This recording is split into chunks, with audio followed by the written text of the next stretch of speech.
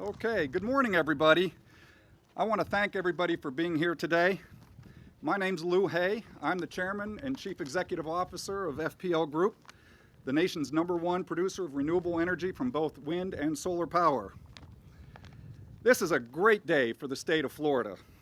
Not only are we commissioning the largest solar photovoltaic plant in the entire nation, but we have a very special guest here today to mark the occasion, the President of the United States.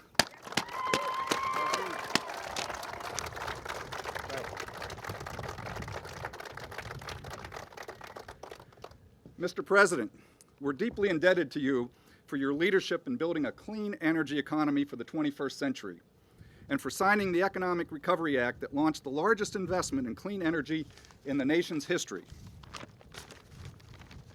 When you promised to double the nation's supply of renewable energy within 3 years, I said, sign me up for that.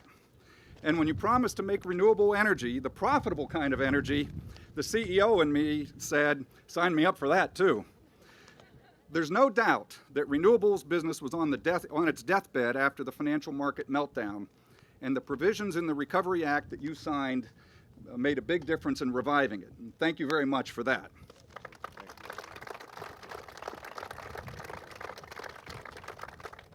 I also want to thank the hundreds of FPL employees who made this solar site possible. You know, I get to show up after all the work has been done and give a short speech and meet with the President, but it's the men and women in the hard hats who deserve the real credit for this remarkable accomplishment.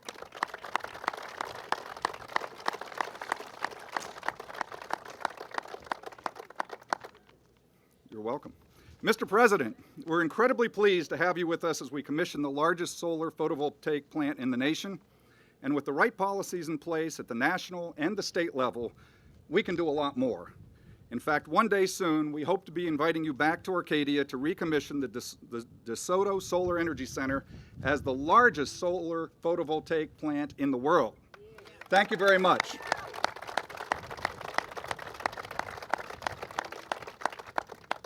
It is now my distinct honor to introduce to you a man who has done more to advance the cause of renewable energy than anybody in our nation's history.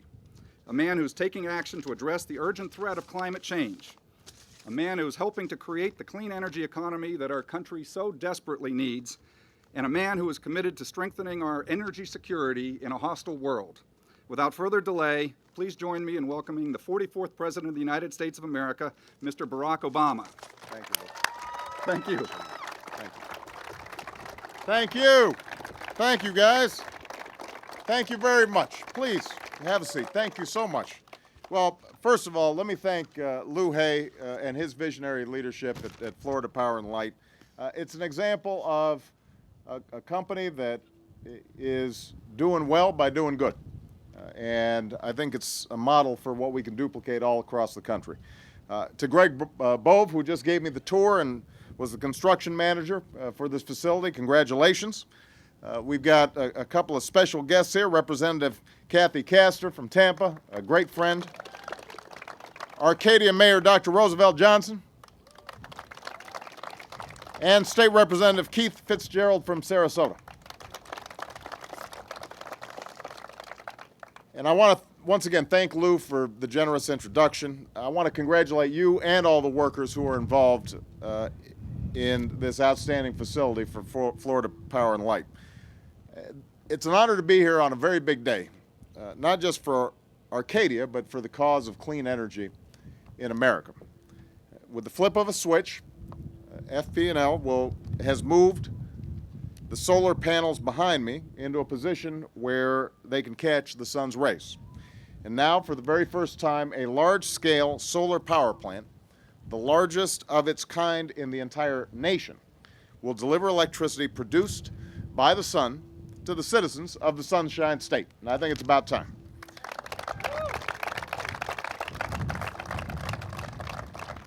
This plant will produce enough power to serve the entire city of Arcadia. Its construction was a boost to your local economy, creating nearly 400 jobs in this area. And over the next 3 decades, the clean energy from this plant will save 575,000 tons of greenhouse gas emissions, which is the equivalent of removing more than 4,500 cars from the road each year for the life of the project. Think about that, 45,000 cars from the road each year for the life of the project. And yet, to realize the full potential of this plant and others like it, we've got to do more than just add extra solar megawatts to our electrical grid. That's because this grid, which is made up of everything from power lines to generators to the meters in your home, still runs on century-old technology. It wastes too much energy, it costs us too much money, and it's too susceptible to outages and blackouts. To offer one analogy, just imagine what transportation was like in this country back in the 1920s, 1930s, before the interstate highway system was built.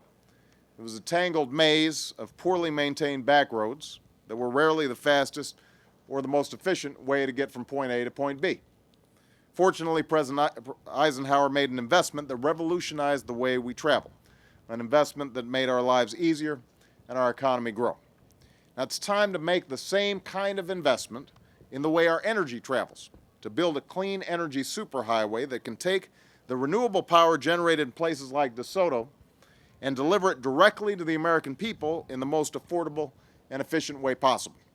Such an investment won't just create new pathways for energy. It's expected to create tens of thousands of new jobs all across America in areas ranging from manufacturing and construction to IT and the installation of new equipment in homes and in businesses.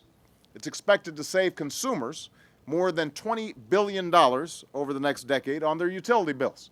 And I know nobody minds seeing their utility bills cut. I'm sorry, Lou, but they really don't mind that.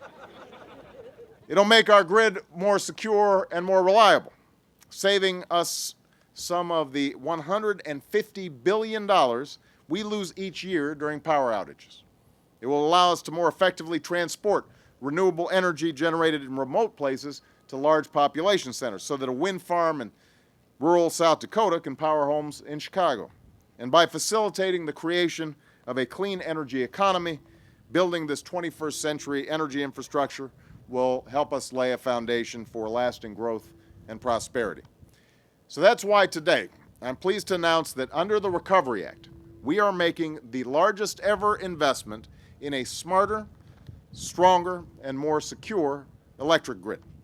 This investment will come in the form of 100 grants totaling $3.4 billion.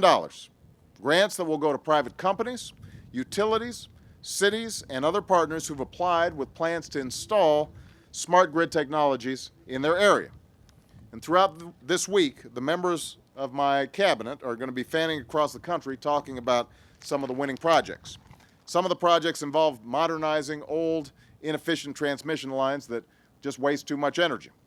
And to speed that process along, 9 federal agencies have signed an agreement that will help break down the bureaucratic barriers that currently make it slow and costly to build new transmission lines on federal lands. But most of the projects that are receiving grants involve the installation of what are known as smart meters, devices that will have a direct benefit for consumers who want to save money on their electric bills. For example, even as Florida Power and Light is bringing this solar plant online today, it also is deploying hundreds of thousands of these smart meters in people's homes throughout Florida. Much like the Recovery Through Retrofit plan we launched last week to boost the weatherization and retrofit industry, these devices will help you greatly improve the energy efficiency in your own home. Now let me explain what's going on with these smart meters. Smart meters will allow you to actually monitor how much energy your family is using by the month, by the week, by the day, or even by the hour. So coupled with other technologies, this is going to help you manage your electricity use and your budget at the same time, allowing you to conserve electricity during times when prices are highest, like hot summer days. Through these investments in a variety of smart grid technologies, utilities like Florida Power and Light will also be able to monitor the performance of its electricity grid in real time, which means they'll be able to identify and correct service interruptions more quickly and effectively. And all this information will help increase renewable energy generation, provide support for plug-in electric vehicles, and reduce the carbon pollution that causes climate change. Here in this region of Florida, this project will reduce demand for electricity by up to 20% during the hottest summer days that stress the grid and power plants. It'll provide smart meters to 2.6 million more customers, and most importantly, it'll create thousands of jobs. Good jobs, by the way, that can't be outsourced, jobs that'll last, and jobs that pay a decent wage. On their own, the opening of this new solar plant or the installation of new smart meters or the investment in grid modernization will not be enough to meet the challenges posed by our dependence on fossil fuels. But together, we can begin to see what a clean energy future will look like. We can imagine the day when you'll be able to charge the battery on your plug-in hybrid car at night because your smart meter reminded you that nighttime electricity is cheapest. In the daytime, when the sun is at its strongest, solar panels like these and electricity stored in car batteries will be able to power the grid with affordable, emission-free energy. The stronger, more efficient grid would be able to transport power generated at dams and wind turbines from the smallest towns to the biggest cities. And above all, we can see all this work that would be created for millions of Americans who need it and who want it, here in Florida and all across the country. So we're on the cusp of this new energy future. In fact, a lot of it's already taken place. Even as I'm here today, Vice President Biden's in Delaware announcing the reopening of a once shuttered GM factory that will soon put people back to work building plug-in electric hybrid vehicles. On Friday, I was in Boston. That's good news. On Friday, I was in Boston, where workers will soon be breaking ground on a new wind technology testing center that will allow researchers in the United States to test the world's newest and largest wind turbine blades for the very first time. And there are recovery projects like this in cities and counties all across the country. So at this moment, there's something big happening in America when it comes to creating a clean energy economy. But getting there will take a few more days like this one and more projects like this one. And I've often said that the creation of such an economy is going to require nothing less than the sustained effort of an entire nation, an all-hands-on-deck approach similar to the mobilization that preceded World War II or the Apollo project.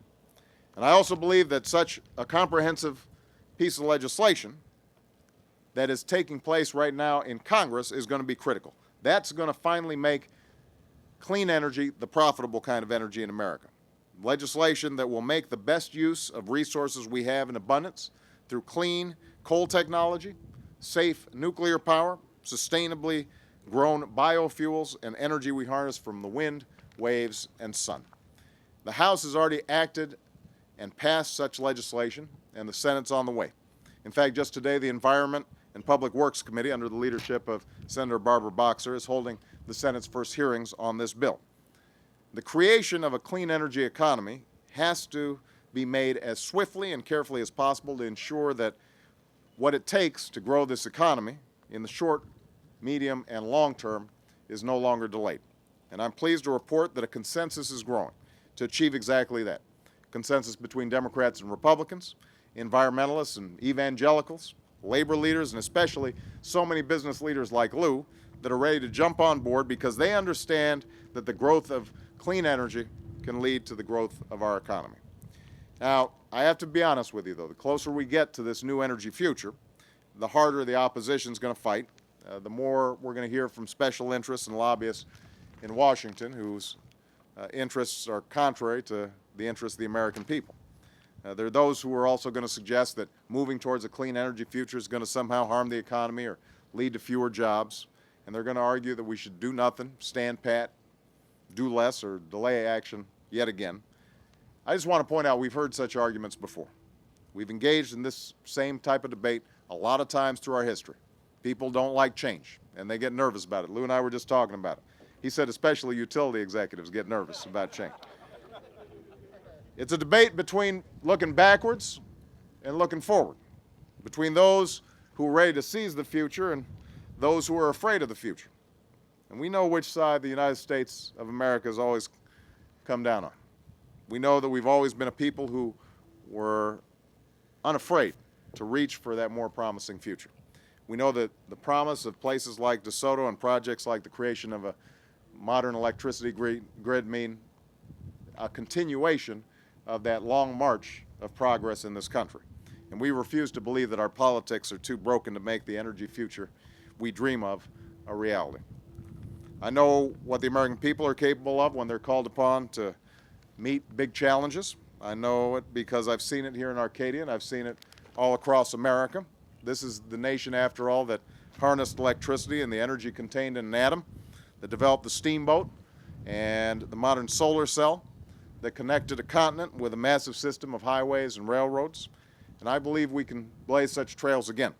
And I commend all of you for being so critical in these early first steps. Congratulations to you on your extraordinary achievement, and when it comes to the development of clean, renewable energy, I hope there are going to be a lot of days like this one to come. I know I'm going to be working as hard as I can to make it possible. And while I'm here, I just want to introduce Carol Browner, who works with me in our White House, and she is helping to lead the charge in Washington. She just happens to be from Florida, and so she knows a little bit about the Sunshine State. We are so excited by what you've done, and we are absolutely confident we're just going to keep on building on the great progress that you've already made. Thank you, Arcadia. Thank you, Florida.